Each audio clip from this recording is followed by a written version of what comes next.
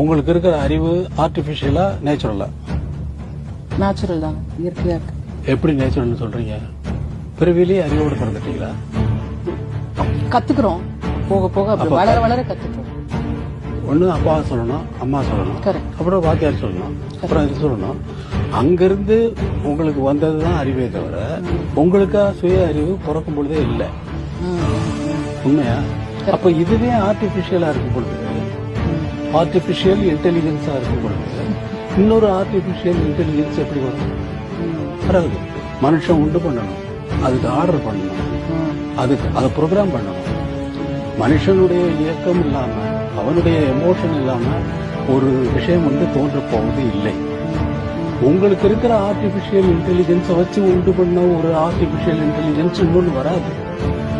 So ஒரு கனவுக்குள்ள இன்னொரு கனவு காண்பீங்களா? நீங்க கனவுக்குள் கனவு போல நான் பாட்டே போட்டு